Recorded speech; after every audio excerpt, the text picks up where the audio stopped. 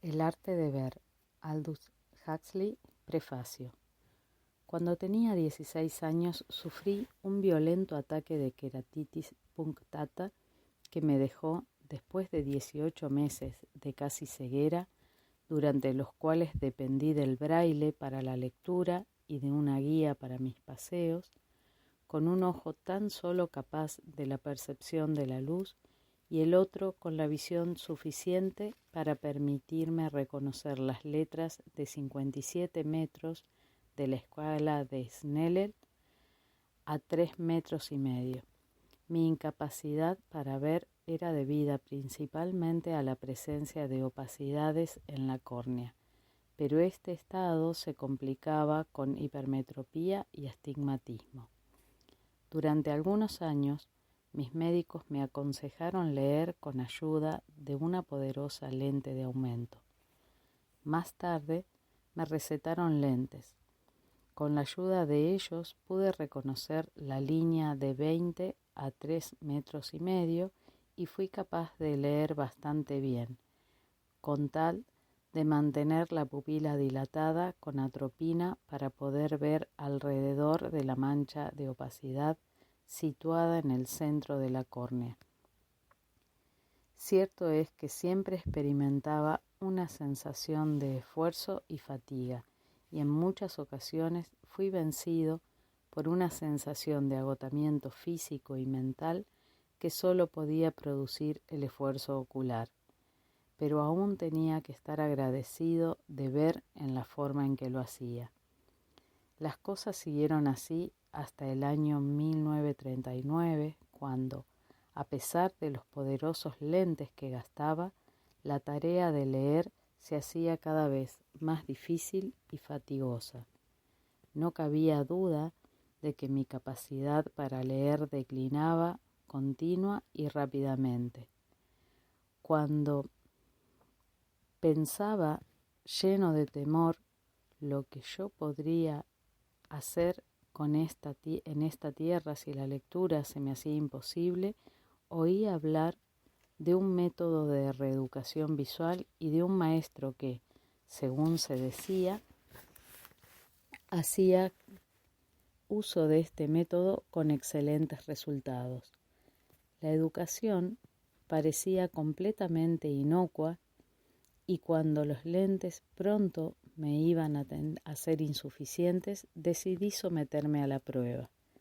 En un par de meses pude leer sin lentes y, lo que es aún mejor, sin esfuerzo y fatiga. La tensión crónica y los vaídos que me dejaban completamente agotado pertenecían al pasado. Además, existían signos de que la opacidad de la córnea, que había ido aumentando invariablemente durante 25 años, comenzaba a aclararse. Actualmente mi visión, aunque muy lejos de la normal, es doble de la que tenía cuando usaba lentes, antes de haber aprendido el arte de ver, y la opacidad se ha aclarado lo suficiente para permitir al ojo peor, que durante años tan solo podía distinguir la luz en la oscuridad, reconocer la línea de los 3,5 metros a 30 centímetros. Este libro lo he escrito, ante todo, para responder a una deuda de gratitud al precursor de la educación visual, el Dr. William Bates, y a su discípula, Mrs. Margaret Corbett, a cuya habilidad como maestra debo la mejoría de mi visión. Se han publicado algunos otros libros sobre educación visual que agrego en la referencia. Todos tienen sus méritos, pero en ninguno, al menos de los que yo he leído, se ha hecho un ensayo para hacer lo que yo he hecho en el presente volumen: relacionar los métodos de la educación visual con los hallazgos de la psicología moderna y de la filosofía crítica.